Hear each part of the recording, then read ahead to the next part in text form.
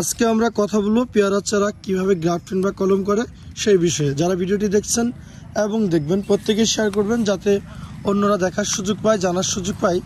এবং আমরা আমাদের নার্সারি থেকে আজকে ভিডিওটি করছি। তো দেখছেন যে এখানে আমাদের কলম মিস্ত্রি ইতিমধ্যে অনেক চারা গাছ কলম করেছে। দেখছেন এই যেটা আছে, তো এইগুলো হচ্ছে সব টেপ কলম। এই যে দেখছেন, তো এইগুলা প্রত্যেকটা চারা আমাদের বাণিজ্যিক যে বাগানগুলো আছে, মাতৃ বাগান, সেখান থেকে ডাল বা শান সংগ্রহ করে ঠিক এইভাবে করে কিন্তু চারা গাছগুলো গ্রাফটিং করে যাচ্ছে।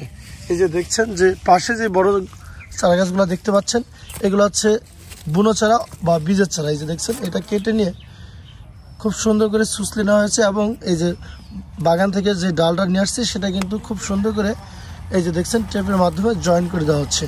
তো এইভাবে করে কিন্তু আমরা চারা গাছগুলো গ্রাফটিং বা কলম করে থাকি। তো আপনারা চাইলে আমাদের হক এগ্রো ফার্ম নার্সারি থেকে আধুনিক এই পেয়ারা চারা গাছগুলো সংগ্রহ করে বাগান করতে পারবেন। এবং আমাদের হক এগ্রো ফার্ম নার্সারি থেকে আপনারা শতভাগ সঠিক জাতের চারা গাছ নিতে পারবেন এবং চাইলে যে কেউ বাংলাদেশের যে কোনো প্রান্ত থেকে আমাদের হক এগ্রো ফার্ম নার্সারিতে এসে সরাসরি চারা গাছ নিয়ে যেতে পারবেন এবং কুরিয়ারের মাধ্যমে নিতে পারবেন।